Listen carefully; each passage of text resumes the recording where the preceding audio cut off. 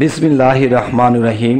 হে সমস্ত জগতবাসী, আজকে আমি মোহাম্মদ শামীম আলী আপনাদের সামনে যে আলোচনাগুলো নিয়ে হাজির হলাম, সেই আলোচনাটি হবে কি? সেই আলোচনাটি হবে আমরা আল্লাহকে কোনভাবে, কিভাবে, কোথায় সেজদা করলে আল্লাহ আমাদের উপর সন্তুষ্ট হচ্ছে এবং আমাদের ভাগ্য পরিবর্তন করে দিচ্ছে, এবং কোনভাবে কোথায় সেজদা করলে আমরা পাপিষ্ট হব বা আমরা কিভাবে আমাদের অবনতি হবে, এবং দেখা গেছে কিভাবে আল্লাহর দিকে আমরা উন্নতি হব। এই বিষয়গুলো নিয়ে আপনাদের সামনে আজকে এই আলোচনাটি তুলে ধরব। সেটি হলো, দেখুন, স্বপ্নে সিজদা করতে দেখা। এই স্বপ্নটির ব্যাখ্যা কি হবে?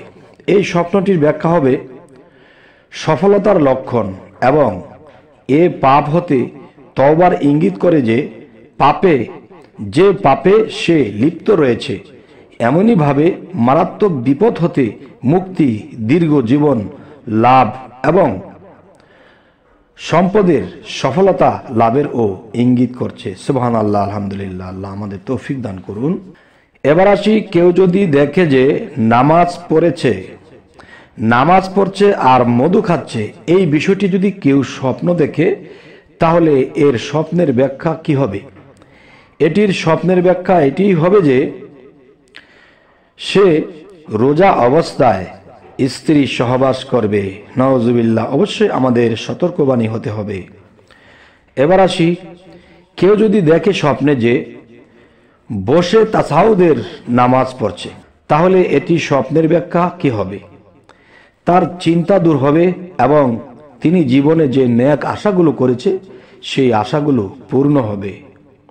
আচ্ছা, তো এভাবে আরো কিছু বোঝার বিষয় সেগুলো হলো, দেখুন, কেউ যদি দেখে যে নামাজ সম্পূর্ণ করে সালাম ফিরিয়ে নামাজ হতে বের হয়ে গিয়েছে, তবে এই স্বপ্নটির ব্যাখ্যা কি হবে?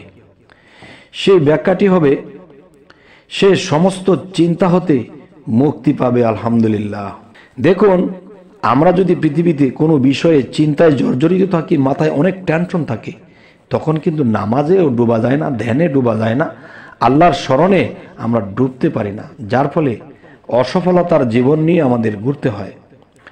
আচ্ছা, এবার আসি, কেউ যদি বাম দিক ছাড়া শুধু ডান দিকে সালাম ফিরাতে দেখে, তবে তার কোনো কাজ কল্যাণ হবে।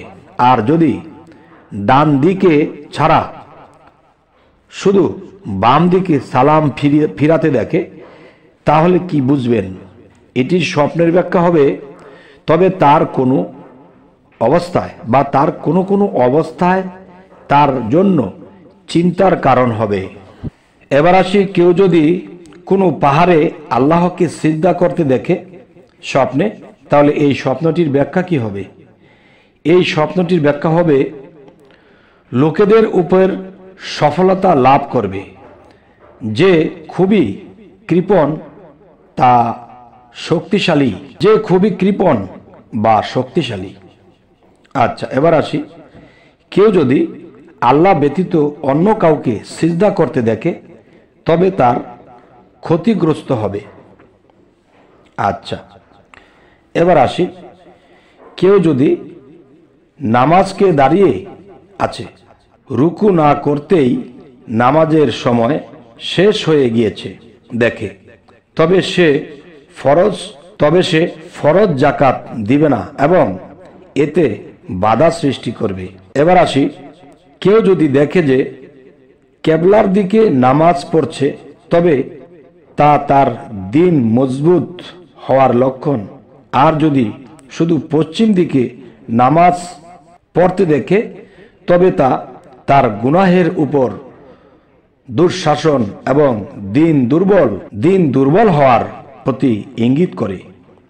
কেননা কেবলা ছাড়া শুধু পশ্চিম দিক হলো ইহুদিদের কেবলা, আর তারা শনিবার দিনেও মাছ ধরার মতো অন্যায় কাজে দুঃসাহস দেখিয়েছে। এবার আসি, কেউ যদি পূর্ব দিকে নামাজ পড়তে দেখে, তবে তা তার বিদআতি হওয়ার এবং অন্যান্য কাজে ব্যস্ত থাকার প্রতি ইঙ্গিত করে। কেননা পূর্ব দিক হলো খ্রিস্টানদের কিবলা। এবার আসি, কেউ যদি কেবলার দিকে পিঠ দিয়ে নামাজ আদায় করতে দেখে তবে তা তার কোনো কবিরা গুনাহের কারণে ইসলামকে পশ্চাতে ফেলে দেওয়ার লক্ষণ।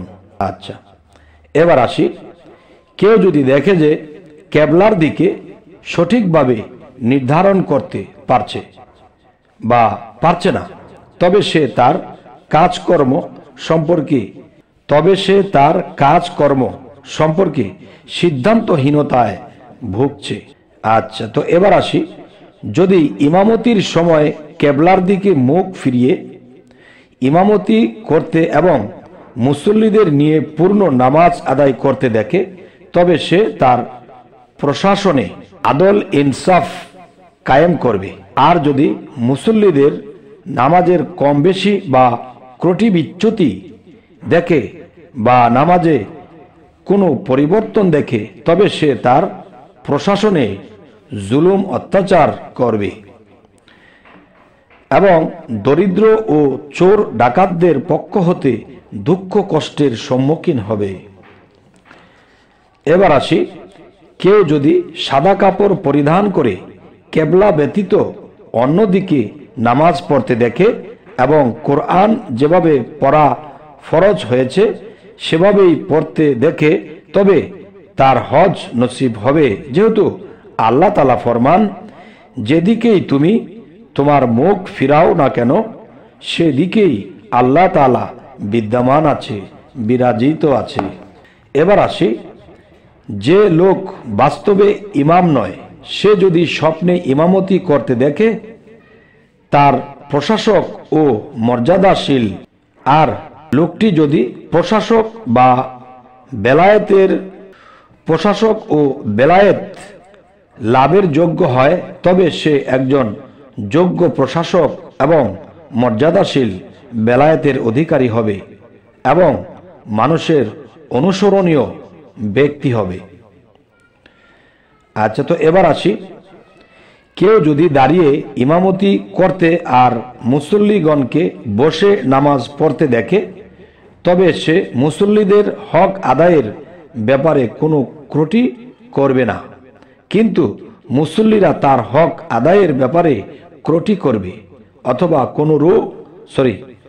অথবা কোনো রুগ্ন সম্প্রদায়ের প্রতি সমবেদনা প্রকাশের লক্ষণ। এবার আসি, কেউ যদি মহিলাদের ইমামতি করতে দেখে স্বপ্নে তবে এটি ব্যাখ্যা কি হবে? সে কোনো দুর্বল সম্প্রদায়ের দায়িত্বভার গ্রহণ করবে। আচ্ছা, কেউ যদি নাপাকি অবস্থায় ইমামতি করতে বা সাদা কাপড় পরে শুয়ে শুয়ে নামাজ পড়তে দেখে কিন্তু জায়গা চিনতে না পারে এবং নামাজে কিরআত পড়তে ও তাকবীর দিতে না দেখে তবে সে মারা যাবে এবং লোকেরা তার জানাজার নামাজ পড়বে।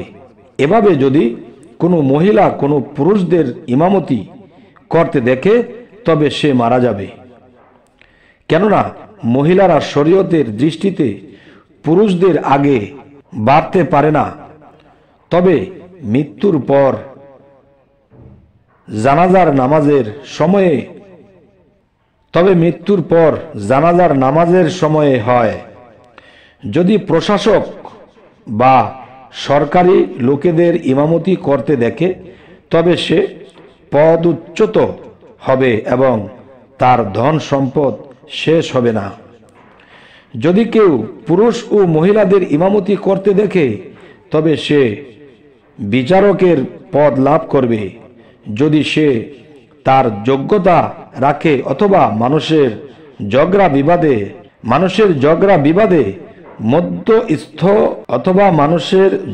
বিবাদে মধ্যস্থতাকারী ও ফায়সালাকারী হবে। হে সমস্ত জগতবাসী, আজকে আপনাদের সামনে যে আলোচনাগুলো করা হলো এই আলোচনাগুলো কোরআন ছাড়া নয়, কোরআন নিয়ে, এবং এই জিনিসগুলো যদি আমরা খেয়াল করে শুনি এবং মনে রাখতে পারি তবে কি হবে, আমরা জীবনের সামনে কি হবে, পিছে কি হয়েছিল, মধ্যে কি চলছে, এই জিনিসগুলোর জ্ঞান এসে যাবে। তাই বলবো কি, যদি আপনারা এই চ্যানেলটি শুনে, চ্যানেলের কথাবার্তা শুনে মনে না রাখতে পারেন, তাহলে ব্যাগে গিয়ে আবার সেই আলোচনাটি একবার, দুইবার, তিনবার, চারবার শোনেন, ইনশাল্লাহ মনে থাকবে এবং সেই মতে আমরা নিজেকে পরিচালনা করতে পারবো। তবে হে সমস্ত জগতবাসী, আমাদের চ্যানেলটিকে অবশ্যই সাবস্ক্রাইব করে রাখবেন, পরবর্তীতে যেন আরো ভালো আলোচনা এনে দিতে পারি। তো সকলেই ভালো থাকবেন। আল্লাহ হাফিজ।